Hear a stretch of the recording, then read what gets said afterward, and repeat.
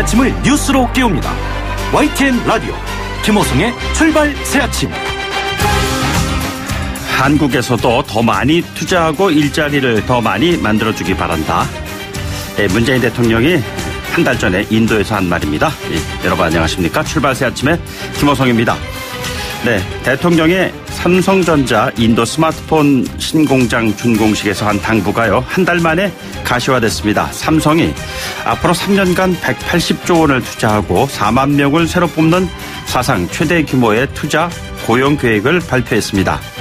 연평균 60조 원의 투자액은 평택 반도체 인라인 건설로요, 역대 최대를 기록했던 지난해와 비슷한 규모입니다. 당초 삼성은 이 같은 계획을 지난 6일 김동연 경제부총리가 삼성전자 반도체 공장 방문 때 발표할 예정이었다고 하죠. 하지만 정부가 대기업을 상대로 투자 구걸을 한다는 논란이 일면서 발표를 이틀 뒤로 미뤘습니다. 청와대와 경제부총리 간에 이견 조율이 있었다는 청와대 대변인의 말이 이를 뒷받침하고 있습니다.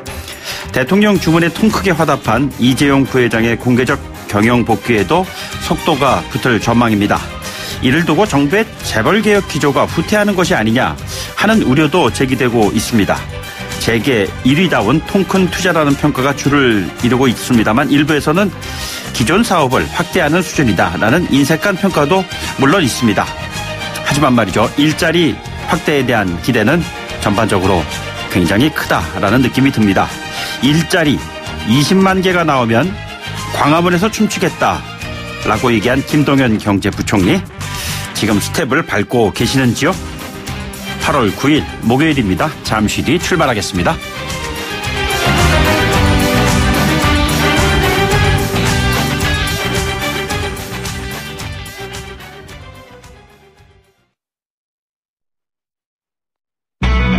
YTN 라디오 김호성의 출발 새아침. 네, 지금까지 들어온 뉴스, 오늘 꼭 아시면 좋을 뉴스, 꼭 뉴스 시사평론가 이종훈 박사와 함께 알아보겠습니다. 어서 오십시오. 네, 안녕하세요. 네, 김경수 경남지사가 두 번째 특검에 출석을 하네요. 네, 3일 만이죠. 네네. 지난 6일에 이제 출석을 해서 18시간요. 밤샘 조사를 받았는데 특검 쪽에서 못다한 질문이 남았다. 그래서 이제 재소환을 요청을 했고 김 지사 측이 이제 받아들인 것으로 알려지고 있습니다. 네네. 오늘도 9시 30분께 출석을 할 것으로 지금 이렇게 알려지고 있고요.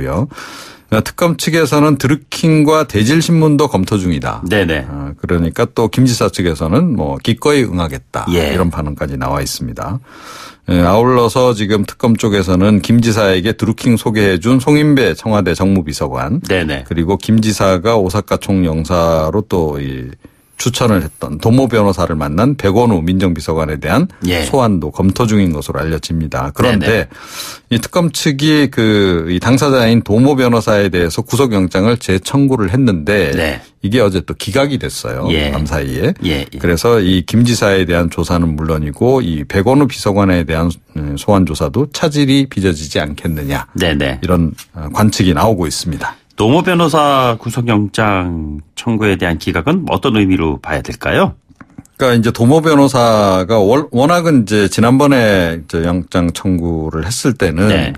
고 노회찬 의원 관련한 내용이었었죠. 네네. 그래서 그때 이제 돈을 전달했다는 거 하고 그 돈 전달했다는 사실을 또 나중에 증거인멸을 하지 않았습니까? 예, 예. 그와 관련한 내용. 이었는데요. 이번 같은 경우에는 이제 공범 킹크랩 관련한 예, 예. 공범 혐의를 추가를 해서 네네. 영장 청구를 했는데 이제 기각이 됐단 말이죠. 근데 예. 왜 도모 변호사가 이제 중요하냐 하면 그러니까 지금 이제 이 백원우 민정비서관하고 이제 만난 사안하고 관련이 되는데 네네. 그러니까 김 지사가 지방선거 때도 도와달라라고 이제 이 얘기를 드루킹 쪽에 하면서 예. 오사카 총영사직을 제안을 했다. 네네. 이런 이제 그 의혹이 또 불거져 그랬죠. 있잖아요. 예, 예. 그거하고 지금 관련이 되기 때문에 이게 좀 약간 더 관심을 끌고 있는 그런 사안인 겁니다. 어쨌든 법원의 판단은 증거 인멸이나 도주의 우려는 없다 이렇게 보고 있는 거잖아요. 네, 그렇습니다. 예, 알겠습니다. 오늘도 장미꽃이 좀 또 던져질까 모르겠습니다. 국회의원 특수활동비 내역 공개도 거부하고요. 피감기관 지원에 해외 출장 명단 공개도 거부하고, 이건 도대체 왜 이러는 거죠? 예. 그러니까 국회의원들이 이렇게 겉과 속이 다르다. 네. 뭐 이제 이런 얘기가 그래서 나오고 있습니다. 마치 이제 뭐 모든 기득권을 포기할 것처럼 이제 말은 하면서도 실행은 잘 안 한다는 거죠. 네네. 참여연대가 이제 소송 제기해서 법원이 2016년 하반기 특수활동비 공개하라 이렇게 1심 판결이 나왔습니다. 예. 그런데 국회 사무처가 불복을 하고 오늘 항소장을 제출을 한다 그래요. 네네. 뭐 국회 사무처는 뭐 결국 이제 국회 의장님의 뜻을 이제 받들어서 많이 움직이잖아요. 예. 그러니까 결국 이제 이게 문의장 뜻 아니냐 내지는 지금 이제 국회를 주도하고 있는 더불어민주당 지도부의 뜻 아니겠느냐라고 하는 추정이 나오는 거고요. 네네.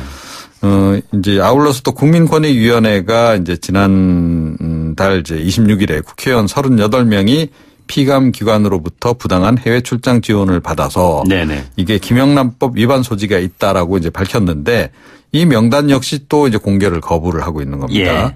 예. 공공기관의 정보공개법 위반에 해당한다라고 네네. 지금 이야기를 하고 있어요. 예. 그러면서도 이제 특수활동비에 앞으로 영수증은 첨부하도록 하겠다. 예. 또 국회의원 국외활동 심사자문위원회를 만들겠다. 네네. 이렇게 이야기는 합니다. 그러니까 과거는 묻지 말아주세요. 예. 이 얘기입니다 지금. 네. 어쨌든 쌈짓돈 뭐 꺼내가게 하는 건 누구든지 좋아하지 않는 것 같습니다. 네. 게다가 이제 여전히 보면 특활비도 그렇고 피감기관 지원 해외 출장도 그렇고 완전히 없애겠다는 건 아니거든요. 예, 예. 그대로 또 존치시키는 것을 전제로 제도 개선을 이야기를 해서 네네. 이 국민 정서하고 좀 상당히 차이가 있다. 예. 이런 좀 분석입니다. 그리고 이 이슈는 사실 그렇게 크게 국내에서는 부각되는 것 같지가 않은데요. 외부에서는 되게 심각하게 바라보고 있는 것이 아닌가 하는 게 존 볼턴 미 국가안보보좌관이 국내 반입된 북한산 석탄 문제를 또 거론을 했습니다. 네, 그렇습니다. 이 폭스 비즈니스하고 인터뷰 과정에서 이 정의용 청와대 국가안보실장하고 방금 전에 통화를 했다. 네. 라고 이야기를 하면서 한국의 수사 상황에 관해서 이야기를 했고 기소를 포함해 한국법에 따라 적절히 처리될 것이라고 들었다. 네네. 라고 공개를 한 겁니다. 예. 기소라는 표현이 등장을 네네. 했어요. 그러니까 형사처벌까지도 뭐 한국 정부가 고려 중인 것처럼 예. 이렇게 이야기를 했단 말입니다. 게다가 이게 결국은 한미 정부 사이에서도 이 문제가 쟁점이 되고 있다라고 하는 것을 지금 네네. 어떻게 보면 간접적으로 시인한 이런 상황이 돼버린 거죠. 청와대 측은 이 인터뷰 직후에 미국 정부가 이거를 우리 정부에 공식적으로 크레임을 건 적은 없다. 예. 미국이 우리를 신뢰를 하고 있는데 우리 언론이 계속 부정적인 보도를 내보내는 것은 이해하기 어려운 면이 있다라고 지적을 네네. 했습니다. 뭐 보수 언론들이 좀 그렇게 몰아가는 측면이 없잖아 있긴 한데 예. 어쨌든 언론 탓을 좀 한 거고요. 이런 속에 또 다른 보도가 이제 또 관심사였는데 외교부가 국회 외통위원들에게 이제 설명을 했다는 겁니다. 예. 이 사안과 관련해서. 그러면서 수입업체 2곳이 북한산 석탄인지를 알고도 반입한 것으로 보인다. 네네. 라고 이제 보고를 했다라고 예. 이제 보도가 나왔어요. 네네. 만약에 알았다면 바로 이게 이제 형사처벌 대상이 될 수 있는 거죠. 그렇죠. 예. 이게 이제 정의용 안보실장이 이야기한 기소 관련한 내용이 아닌가 싶기도 한데. 네네. 그런데 또 정작 외교부는 우리는 그런 말 한 적 없다라고 또 부인을 하고 있습니다. 네네. 한반도 상황에서 남북 교류 협력과 대북 제재 이 가운데에서의 입장이 과연 어떤 것인가 이걸 아주 함축적으로 지금 보여주고 있는 사안인 것 같습니다. 그리고 삼성의 힘 이게 아침 조간 헤드라인을 다 그냥 삼성이 도배를 했더라고요. 네. 물론 이제 그만큼 이제 워낙 그 역대급 투자 이제 계획 발표다 보니까 이제 그렇기도 하고 예. 또 최근에 이제 청와대도 그렇고 뭐 정부 쪽에서도 그렇고 혁신 성장을 이제 강조하는 그런 분위기도 네네. 좀 있는 거고요. 또 사실 요즘에 일자리가 워낙 또 많이 줄어들어서 예, 또 예. 국민적 걱정 상황이기도 한 거 아니겠습니까? 최근에 이제 김동연 경제부총리가 이제 혁신 성장을 통한 일자리 창출 이제 행보 차원에서 네네. 이 그룹 방문들을 쭉 진행을 지금 하고 있잖아요. 예. 그리고 이제 방문 직후에 기재부가 해당 그룹의 투자 계획 내용을 받아서 언론에 하는 네. 이런 식으로 쭉 진행을 했습니다. 그런데 이 삼성전자 방문에 앞서서 청와대 쪽에서 이런 방식의 문제를 제기한 것으로 지금 알려지고 있지 않습니까? 이른바 구걸이라는 표현까지 나왔잖아요. 근데 국어는 또 아니 그런 표현 안 썼다라고 또 해명을 하고 있습니다만 결국 이제 김 부총리가 삼성전자 방문을 하긴 했습니다. 네네. 그런데 그 직후에 기재부가 뭐 이 투자 계획을 발표하거나 이러진 않았어요. 예. 그 대신에 시차를 두고 네네. 삼성그룹이 이제 별도로 투자 계획을 이제 발표를 한 겁니다. 예. 3년간 180조 투자 그리고 국내에 그 가운데 130조 투자를 한다는 거고. 네네. 그래서 3년 동안에 이제 4만 명 신규 채용하겠다. 통상적으로는 뭐 한 2만 명 채용하는데 네네. 곱하기 2. 예, 그렇게 하겠다. 이제 이런 얘기입니다. 예, 네. 예. 뭐 어찌됐건 뭐 이렇게 되면 김동연 부총리가 광화문에서 조금 전에 말씀하신 것처럼 춤을 추셔야 할지도 모르겠네요. 글쎄, 뭐 부총리가 경제 살리기를 위해서 춤춘다는 것은 박수 받을 일일 것 같은데요. 어쨌든 기대가 되네요. 어떻게 그 결과가 보여질지는요. 어떠실 것 같아요? 네, 청년 일자리 창출이 많이 됐으면 좋겠습니다. 네, 알겠습니다. 오늘 말씀 여기까지 듣죠. 고맙습니다. 네. 네, 지금까지 이종훈 시사평론가였습니다. 여러분은 지금 FM 94.5MHz로 방송되고 있는 YTN 라디오 김호성의 출발 새 아침을 듣고 계십니다. 의견 주실 분은 짧은 문자 50원, 긴 문자 100원의 이용료가 드는 휴대전화 메시지 샵 0945 우물정 0945번으로 의견 남기실 수 있습니다. 네, 오는 9월 2일 바른미래당의 미래가 결정됩니다. 임기 내 당을 이끌 새로운 리더십과 방향이 정해지죠. 지난 월요일 2프로에서 하태경 의원 인터뷰할 때 했었던 흥행이 될까 하는 우려는 글쎄 그런 걱정하지 않아도 될 것 같습니다. 현역 의원들을 비롯해서 손학규 상임 고문도 출마를 선언했습니다. 일단 올드보이의 등장에 대한 대립 구도가 형성이 됐습니다. 경제정책을 중심으로 현 정부의 대안적 가치를 내세우는 점들도 관심사 중에 하나입니다. 농림수산식품부 장관 지내신 바른미래당의 정운천 의원 전화로 연결해서 이야기 들어보도록 하겠습니다. 의원님 안녕하십니까? 안녕하세요. 네. 정운천입니다. 네, 이른 아침 이렇게 출연해 주셔서 고맙습니다. 왜 정운천이어야 하는가? 간단하게 먼저 좀 설명을 부탁드리겠습니다. 알다시피 저는 20대 국회에서 전주에서 거의 32년 만에 새롱성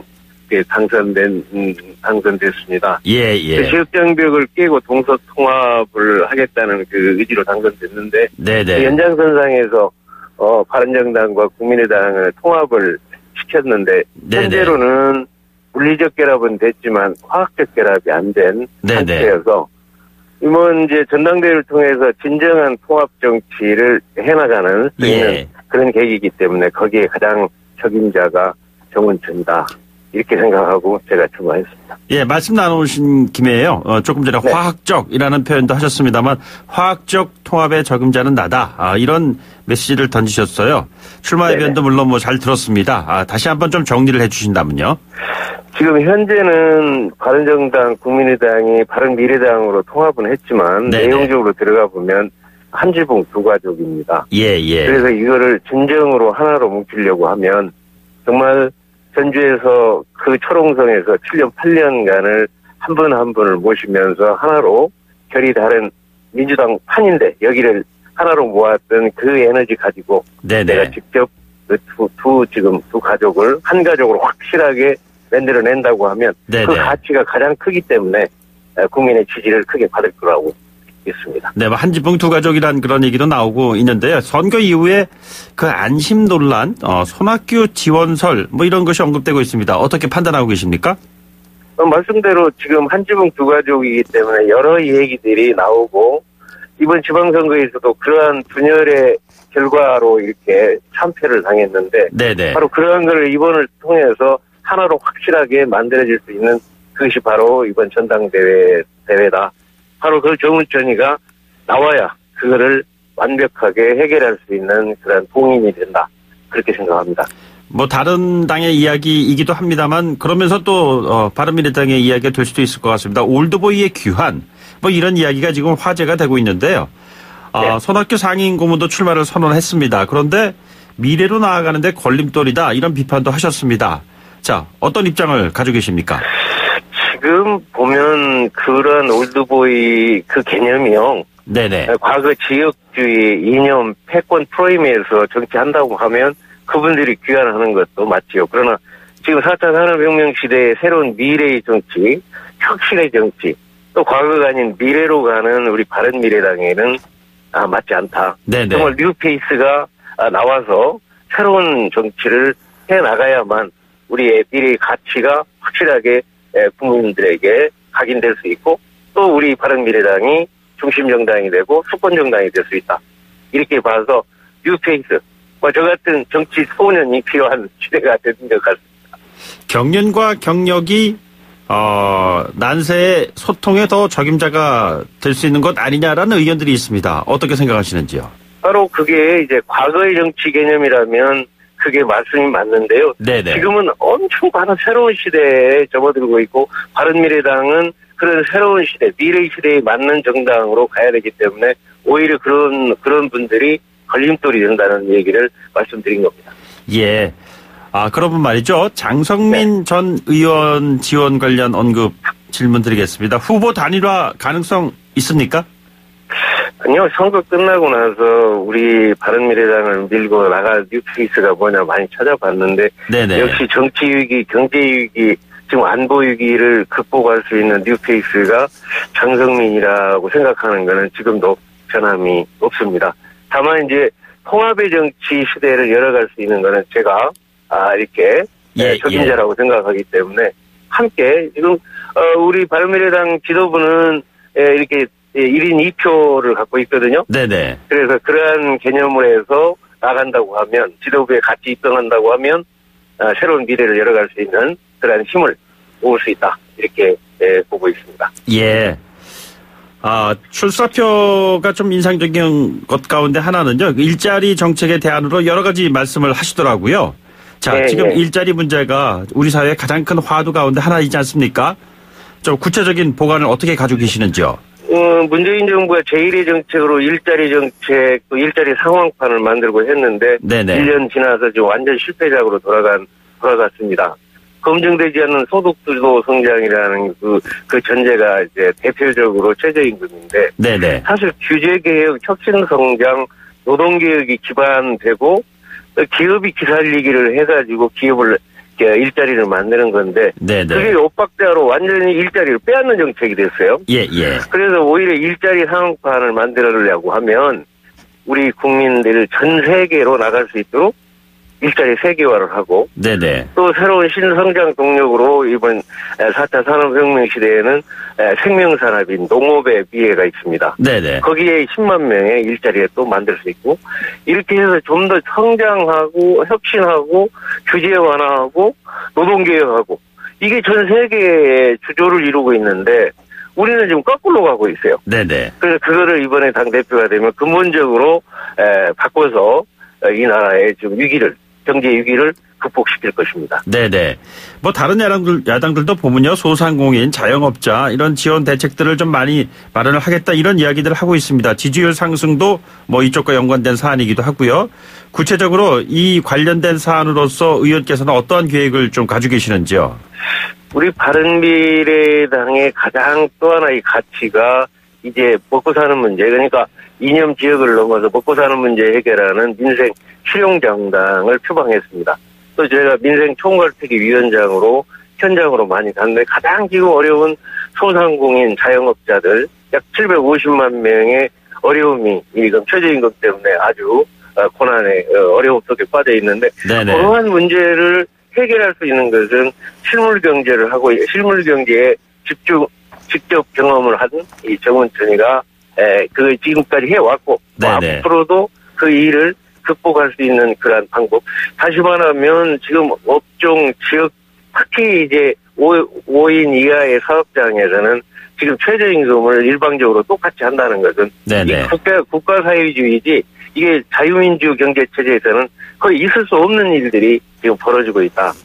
자유민주 경제 체제, 자유시장 경제를 꼭 살려내는 일을 근본적으로 했을 때 다시 우리 경제 위기를 극복할 수 있다 해서 제가 그 부분을 집중적으로 정책적으로 밀고 갈 생각입니다.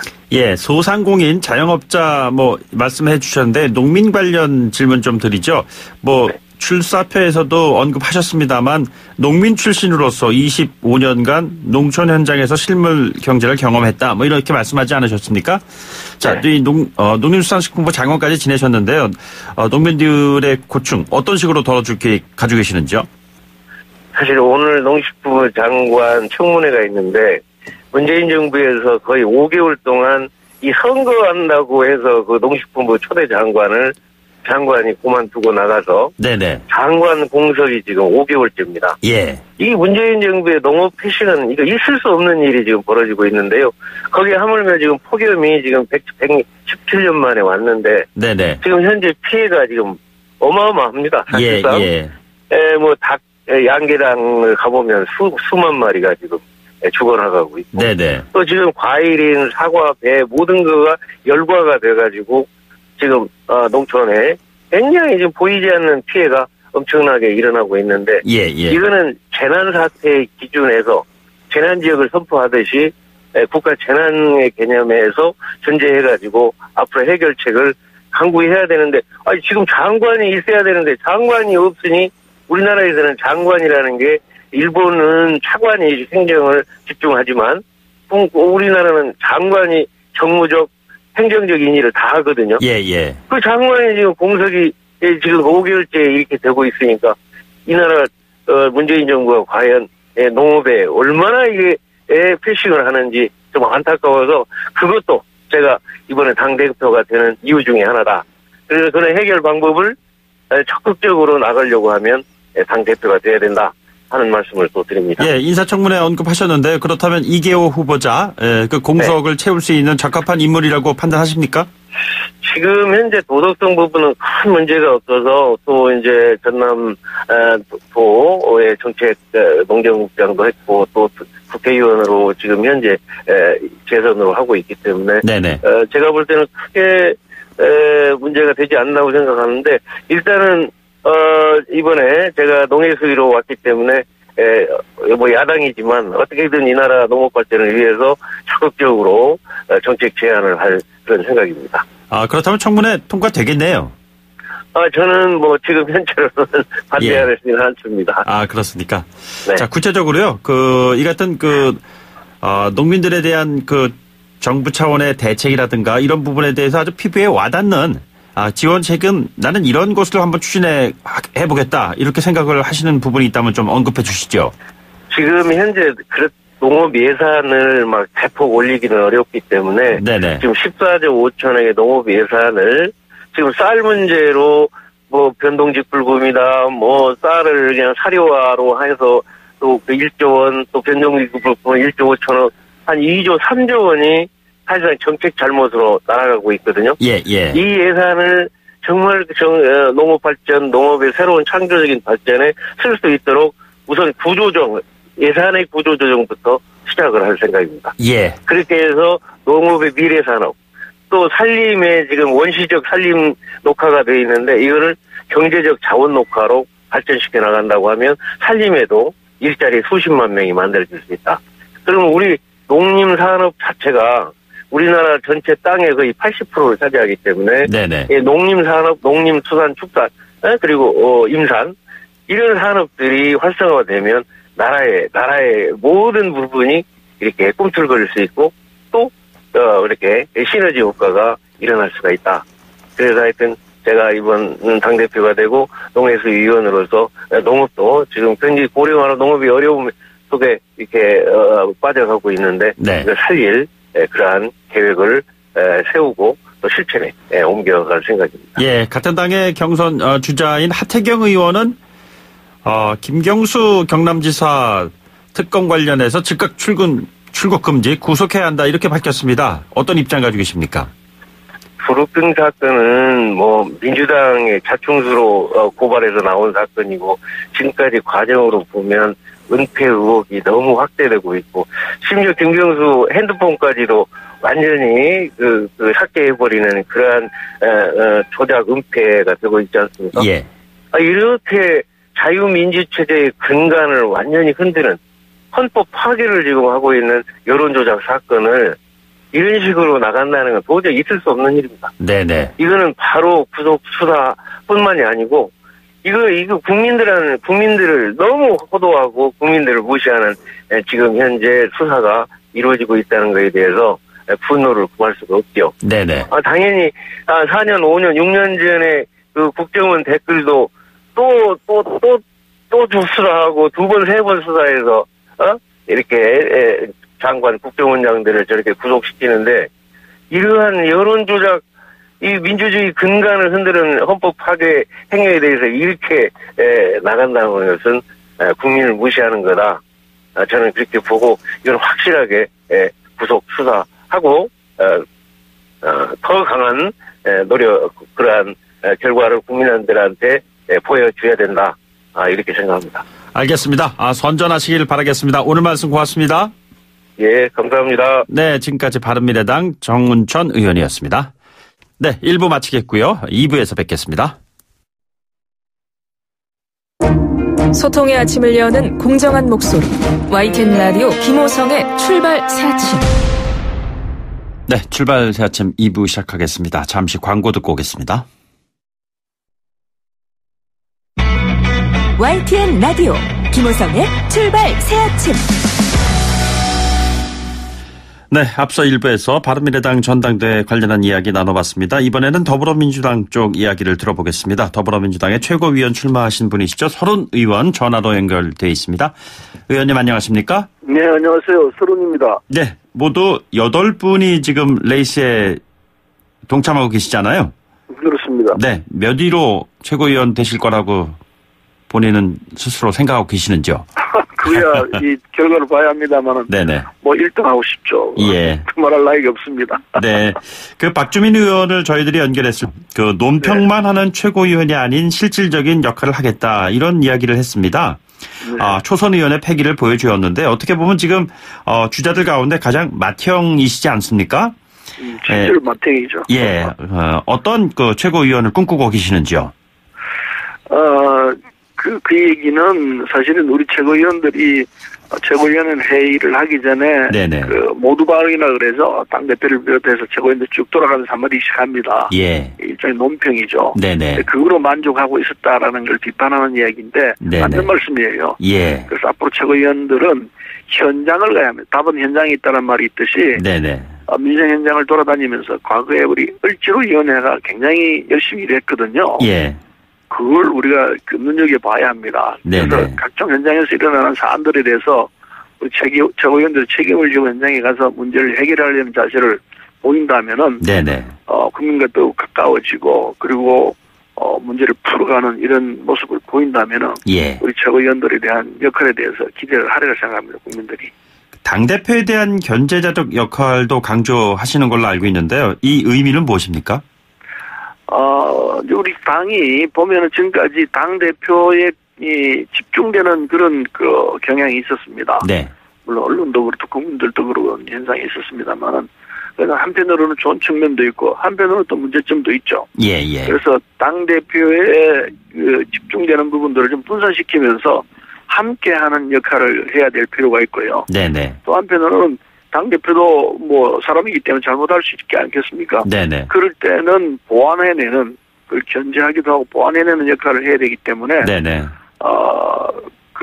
이 최고위원들의 역할이 그냥 단순히 그 최고위원회에서만 역할로 그칠 게 아니고, 중재자 역할 또는 보완 역할, 견제 역할, 네네. 이걸 다 해야 한다는 이런 기능이 있다고 말씀드리고 싶습니다. 견제 보완 지금 말씀해 주셨는데 과거 사례 가운데 가장 좀 이상적인 그러한 모델이었다라고 생각을 하시는 기간은 언제였다고 보시는지요? 사실은 그런 사례가 좀 잡기가 쉽지가 않습니다. 네네. 최고위원과 대표 간의 이런 그 조화롭고 그리고 균형 잡힌 이런 관계를 사례를 들어서 설명을 하라면은 사실은 저도 당력이 제일 긴 사람 중에 하나인데 네네. 사례를 들기가 만만치 않기 때문에 그 질문에 대해서 답변하기 곤란할 것 같고 앞으로는 그런 좋은 관계를 만들어야 할 것이다. 네네. 그런 말씀은 드릴 수 있을 것 같습니다. 뭐 대표적인 통합론자 이렇게 평가를 받으시는 것 같은데요. 그 대선이나 지방선거 이전부터 민주평화당과 뿌리가 같다 이런 말씀도 하셨고 여전하신가요? 그 생각은? 그 주장은 제가 계속해서 했습만은 이번 6.13 지방선거에서 네네. 국민들이 우리 당에 대해서 아주 전폭적인 지지를 했지 않습니까? 예. 그것은 그게 이제 답이 들어있다 생각하는데 네네. 그 국민들이 민주당이 주도적으로 모든 걸 풀어라 이걸 의미한다고 생각하거든요. 예. 그래서 과거에 제가 주장했던 그 부분들이 사실은 빛을 잃었습니다. 네네. 국민의 이 뜻에 따라야 되기 때문에 국민의 뜻이 거기에 있다는 걸 안 이상은 6.13 지방선거 결과를 존중하면서 그에 따른 내용을 가지고 네네. 정치 현장에서 풀어나가야 되기 때문에 그 부분은 좀 다른 각도로 문제를 봐야 할 상황이 생겼습니다. 그래서 과거에 제가 주장했던 부분을 수정해야 되는 상황에 예. 부닥쳤죠. 예를 들자면 그렇게 보시면 될 것 같아요. 예, 당대표가 가진 생각과 그 본인이 가지고 계신 생각이 좀 다를 경우에는 어떤 식으로 접점을 좀 찾아 나가실 수 있다고 보시는지요? 모든 일의 중심에는 국민이 있습니다. 예. 당대표가 보는 시각과 최고위원들 간의 견해가 다를 경우에는 국민이 어떻게 보는지를 보고 국민의 뜻에 따르도록 얘기를 해야 되죠. 네네. 국민의 뜻에 따르는 것이 그건 기본이니까요. 당대표가 보는 시각이 맞는지 최고위원들이 보는 시각이 맞는지는 좀 판단해보고 결정이 나올 수 있다 생각하고 만일에 둘 다 틀렸다면 그건 곤란할 때인데 예, 예. 둘 중에 하나는 맞을 거거든요. 네네. 그러면은 뭐 답은 쉽게 나올 수 있을 거라 생각해서 예. 별 걱정하지 않습니다. 당대표 말씀 좀 나오신 김에요. 좀 구체적인 사례를 들면서 좀 여쭤보겠습니다. 최근에 이해찬 의원이 한 그 팟캐스트에서 문재인 네. 대통령을 문실장이라고 호칭을 했습니다. 그리고 또 다른 대표 주자인 송영길 의원이 이에 대해서 이해찬 의원이 국무총리 시절에 문 대통령보다 상급자 위치이기 때문에 당청 관계가 불편해질 것 같다. 이런 얘기도 했습니다. 어떻게 보십니까? 그건 저는 그렇게는 안 봅니다. 네네. 대통령은 뭐 분명히 지금 대통령이시고 국가의 원수고 그리고 모든 부분에서 우리 당의 우두머리에 계시죠. 네네. 그런 상황인데 그걸 뭐 다르게 해석할 이유는 없다 생각하고 이해찬 후보가 그런 말씀을 했다면은 과거의 상황에 대한 설명을 하는 과정에서 그런 말씀이 나왔으리라 생각하고 예. 그게 무슨 말하자면 일종의 순간적인 그 말씀에 대한 단어 선택에 실수했다고는 할 수 있을지 몰라도 네네. 제가 볼 때 그게 무슨 큰 문제가 될까 이런 생각을 하고 있습니다. 예. 그래서 그런 부분은 쉽게 지나갈 수 있는 부분인데 어떻게 또 그렇게 정확히 골라내는지 모르겠네요. 네. 그 이해찬 그 후보 그리고 김진표 후보, 송영길 후보 세 분의 그 당대표 주자로서 각자 얘기하고 있는 장단점 관련해서 최고위원 주자로서 평을 좀 해주신다면 어떤 생각을 가지고 계시는지요? 세 분 다 뭐 우리 당의 대표가 되시더라도 아무런 이 모자람이 없이 넘치는 분들이죠. 네네. 이해찬 후보는 우리가 잘 아는 대로 이 추진력이 있고 그 리더십이 있어서 당 대표가 되면은 강력하게 당을 이끌 그런 이 가능성이 있죠. 네네. 그래서 누구든지 이해찬 대표가 되면 당이 아주 혁신적으로 잘 상황에 대해서 대처해 나갈 것이다 이런 기대를 하고 있고. 예. 그다음 송영길 후보는 정권 폐기가 있으니까 역시 당이 진보적 형태로 앞으로 나갈 것이다. 네네. 이제 대북 관계라든지 또 지금 한반도를 둘러싸고 있는 여러 가지 문제에 대해서 정확한 해법을 내놓을 것이다 이런 기대가 있고. 네네. 그다음에 김진표 후보는 우리가 모두 다 아는 대로 경제 전문가입니다. 네네. 따라서 그 역량을 잘 발휘해서 지금 경제가 어려운 상황에서 당이 중심이 되면서 정부와 함께 경제 문제를 푸는데 크게 도움이 될 것이다 이런 생각들을 갖고 있죠. 예. 그래서 세 분 누구보다 다 분야에 대한 이 장점도 있고 그렇지만은 대체로 전 분야에 대한 국정 전반에 대한 이해들을 하고 있기 때문에 네네. 어느 분이 뭐 뛰어나다 이렇게 얘기보다는 당을 어떻게 합리적으로 잘 이끌어갈 것인가. 네네. 그리고 얼마나 강력한 지도력을 가지고 당을 이끌어갈 것인가 이런 점이 결국 이 선택의 기준이 될 거 아닌가 생각해서 이건 뭐 우리 당원과 국민들이 선택할 문제라 생각합니다. 잠시 논란이 좀 가라앉은 감이 없지 않아 있습니다만 이재명 경기지사를 둘러싼 당대표 주자들의 발언이 있었고요. 그에 대한 최고위원께서의 입장 표명도 지난번에 한번 있었습니다. 최고위원으로서 이재명 지사에 관련된 논란에 어떤 역할을 해야 한다고 보시는지요? 근데 그 문제는요. 네네. 그 당이 거기에서 다 붙다는 그 자체가 난 좀 이상하다 생각합니다. 예. 이재명 지사 부분에 대해서 사실 팩트 부분, 사실이 뭐냐에 대한 다툼이 있거든요. 네네.